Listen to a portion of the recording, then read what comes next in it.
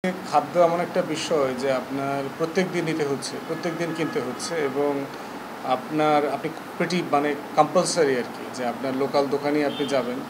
আপনি তো আর প্রত্যেক খামারির কাছ থেকে মাছ কেনা, খামারির কাছ থেকে চাল ডাল কেনা, আটা রসুন কেনা তো সম্ভব না। তো এই পুরো খাদ্য ব্যবস্থাটা এমন জায়গাতে গড়িয়েছে যে আমাদেরকে জাতি হিসাবে অসুস্থ করে তুলতেছে। আপনি যদি হাসপাতালে যান, এবং এটা একটা কিউমুলেটিভ এফেক্ট আছে। আমরা পলিউটেড ফুড খেতে খেতে যেটা হয়েছে, যেটা স্বাস্থ্যসম্মত খাবার না, এটা খেতে খেতে এমন একটা অবস্থা হচ্ছে যে 40+ জনগোষ্ঠী কিন্তু আমরা সবাই কোনো না কোনো ফর্মে রোগবালাইতে আক্রান্ত। একদম জন্মের আগে থেকে যেই মাটা গর্ভবতী মা, তিনিই যে খাবারগুলো খাচ্ছেন সেই খাবারগুলো সেফ না। এখন রাষ্ট্র হিসেবে তো রাষ্ট্রের একটা চুক্তি আছে যে সে তার জনগণকে সুস্থ রাখবার জন্য, ভালো রাখবার জন্য নিরাপদ স্বাস্থ্যসম্মত খাবারের ব্যবস্থা করবে, কিন্তু সেই চুক্তিটা বারবার ভঙ্গ হচ্ছে। এখন এই ভঙ্গের একটা জায়গা হচ্ছে যে আপনার সার্টেনলি দেশবাসীকে, দেশের মানুষকে সচেতন হওয়ার ব্যাপার আছে, যারা কেনাবেচার সাথে জড়িত ব্যবসায়ীরা আছেন তাদের একটা ব্যাপার আছে। রাষ্ট্রের জায়গা থেকে গুরুত্বপূর্ণ জায়গা হলো জবাবদিহিতা, যে একটা ট্রান্সপারেন্সি ম্যানেজ করা, যে এটা আসলে হচ্ছে কি না সেটা দেখভাল করাটা। তো সেই দেখভাল করবার জন্য আমরা খুবই মানে খুব ছোট আকারে এগুলো দেখি। মাঝে মধ্যে ধরেন মোবাইল কোর্ট দেখলাম, ম্যাজিস্ট্রেটরা একটা দোকানে দোকানে গেলেন, অথবা ফুড সেফটি ডিপার্টমেন্ট থেকে অথরিটির লোকজন গেলেন, একটু টেস্ট করলেন, কিন্তু এটা যে লেভেলে এটার কমপ্লায়েন্সটা দরকার সেই লেভেলের তুলনায় এইটা আসলে খুবই ছোট একটা জায়গা। এবং মানে মানে আমরা প্রায় গ্রামে গঞ্জে গেলে দেখি যে আমাদের কনসার্নগুলো হচ্ছে যে রাস্তাটা পাকা করে দেন, মসজিদে একটু অজুখানাটা বানায় দেন, বাথরুমটা করে দেন, কিন্তু জনগণের মধ্যেই সুস্থ থাকবার কোনো টেন্ডেন্সি নাই। যে আমার বাজারে ভালো খাবার নাই, আমার রেস্টুরেন্টে পচা খাবার খাচ্ছে, আমার ছেলেমেয়েরা স্কুল থেকে বের হয়ে বাজে খাবার খাচ্ছে, সেই লেভেলের কনসিয়াসনেসটা কাজ করতেছে না। তাহলে একটা জাতি যদি অসুস্থ হয়ে বড় হয়, আপনি শুধু চিকিৎসা দিয়ে তাকে সুস্থ রাখতে পারবেন না, বরং যেটা করতে হবে যে প্রি ট্রিটমেন্ট লেভেলে তাকে সুস্থ রাখার একটা জায়গা আছে। সে আসলে কি খাচ্ছে, কিভাবে খাচ্ছে, কোন প্রক্রিয়াতে জাত করা জিনিসগুলো খাচ্ছে, এর সাথে কারা কারা জড়িত, কোন কোন কোম্পানি জড়িত, কারা কারা মোটা দাগে এই বাজারে খাবারটা সাপ্লাই দেয়। এই ধরনের প্রতিষ্ঠানের আসলে প্রত্যেক বাজারে একটা টিম দরকার। মানে আমার জেলাতে মাত্র 8-10 জন মানুষ কাজ করছে, এটা তো খুবই দুঃখজনক আর কি। কারণ বাজার থেকেই তো মেইনলি আমরা খাওয়া দাওয়াগুলো কিনি আর কি। তো বাজারটা যদি মনিটর করবার জন্য একটা টিম থাকে, সেই টিমটা আসলে কন্টিনিউয়াসলি দেখতে পারবে যে আজকের এই দোকানে মরিচ সাপ্লাই কারা দিচ্ছে, হলুদের গুঁড়া কারা সাপ্লাই দিল, দুধ কোত্থেকে আসতেছে, মাছ কোত্থেকে আসতেছে, কোন কোন কোম্পানি এটার সাথে ইনভলভ, বাজারে যারা রেস্টুরেন্ট আছে তারা আসলে কমপ্লায়েন্স মেনটেন করতে পারছেন কি না, কেন পারছেন না, কোথায় কোথায় পারছেন না। তারপরে তাদের আবার এখতিয়ারের সমস্যা আছে আইনগতভাবে, যে তারা মোটা দাগে কাউকে খুব ডিসাইসিভলি শাস্তি দিতে পারে না। তাদেরকে চিঠিপত্র লিখতে হয়, সময় দিতে হয়, অথবা মোবাইল কোর্ট, ম্যাজিস্ট্রেটকে ইনভলভ করতে হয়। এর ভিতরে তো আবার তারা লুপহোল খুঁজে বের করে আবার এটার বিকল্পটা তারা ছিনিয়ে নেয়। আইন আদালতের ব্যাপার আছে। তো আদালতও আপনার খুব ভালো সলিউশন না, লম্বা প্রসেসের ব্যাপার আছে।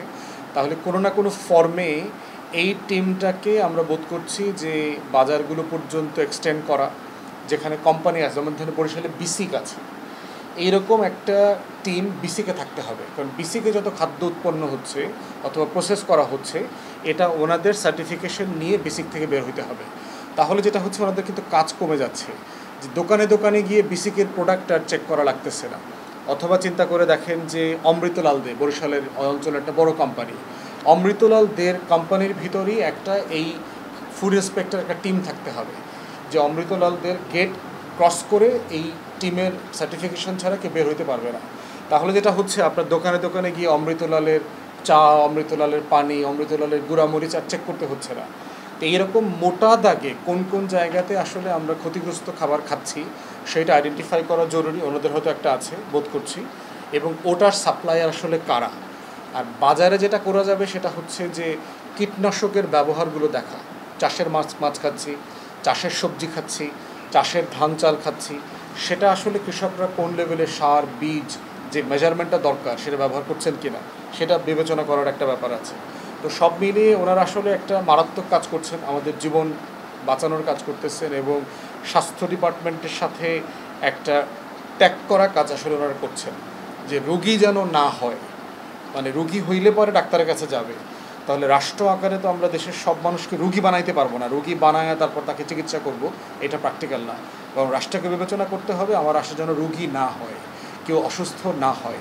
এটার জন্য আমার হাঁটার জায়গা আছে কি না, আমার বাতাস দূষিত কি না, আমার খাবার পানি ঠিক আছে কি না, পাশাপাশি আমরা যা খাচ্ছি সেটা মনিটর করবার জন্য অথরিটি আছে কি না, তার certain level of jurisdiction, discretion, ক্ষমতা প্রয়োগ করার জায়গা সেগুলো আছে কি না, আবার এই প্রতিষ্ঠানগুলো তাদের ক্ষমতার অপব্যবহার করছে কি না, তারাই আবার অন্যান্য অসাধু লোকদের সাথে, ব্যবসায়ীদের সাথে মানে সম্পর্ক তৈরি করে তার খারাপ জিনিসটাকে সার্টিফাই করছে কিনা, সেটাও জনগণকে বিবেচনা করতে হবে। তো সব মিলে আমরা বোধ করছি এটা রাষ্ট্রের অত্যন্ত গুরুত্বপূর্ণ একটা প্রতিষ্ঠান, এবং এই প্রতিষ্ঠানটাকে বাঁচায় রাখা, তাকে স্ট্রেংথেন করা জরুরি, এবং এই প্রতিষ্ঠানকে ফাইন্যান্সিয়াল সাপোর্ট দেওয়া, তার লোকবল বাড়ানো, ল্যাব বাড়ানো। পুরো বরিশাল বিভাগের জন্য মাত্র একটা ল্যাব, এটা কোনোভাবে প্র্যাকটিক্যাল হতে পারে না, এবং তাদের কোনো পার্মানেন্ট ল্যাব নাই।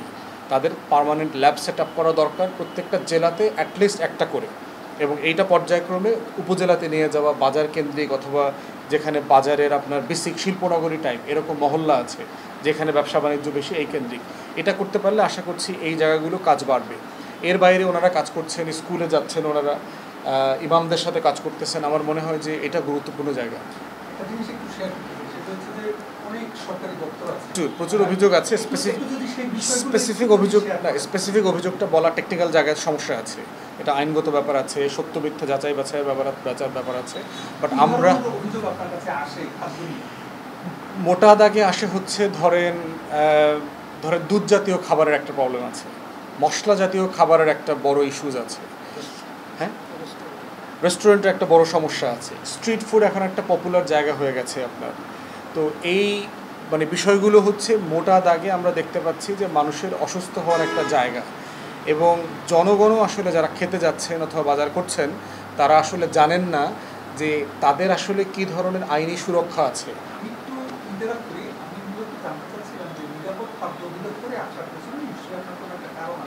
যে কারণটা মানুষ আপনাকে নিশ্চয়ই অভিযোগ করেছে এবং সেই সমস্যা থেকে সমাধানের উদ্দেশ্য নিয়ে আপনার আশা, যদি একটু শেয়ার করতেন যে নিশ্চয়ই আমাদের বরিশালের কোথাও না কোথাও এমন কোনো ধরনের খাদ্য মানুষ খেয়ে অসুস্থ হয়েছে অথবা বড় উপক্রম হয়েছে, যে বিষয়টি আপনার নলেজে এসছে এবং সেটা সমাধান আছে। মানে একদম স্পেসিফিকলি ঘটনাটা না বলি, ওই ঘটনাতে গেলে আপনার ধর এখানে আইনি বিষয় আছে, এখনও প্রমাণিত আসে নাই, হয়তো রিপোর্টেড হয়েছে, এটা হয়তো কেউ চ্যালেঞ্জ করতে পারে। তাই জন্য আমি বলছি যে মোটা দাগে যে আমাদের এই কয়েকটা জায়গা থেকে আমরা এই অভিযোগগুলো পাচ্ছি আর কি, যে আমাদের খাবার যেগুলো আমরা খাচ্ছি সেগুলো ভেজালযুক্ত খাবার খাচ্ছি, এবং সেটা মোকাবেলা করবার জন্য রাষ্ট্রীয় টুলস, যন্ত্রপাতি কী আছে না আছে, সেই জায়গাটা আমাদের মাথায় রাখাটা জরুরি হয়ে গেছে আর কি।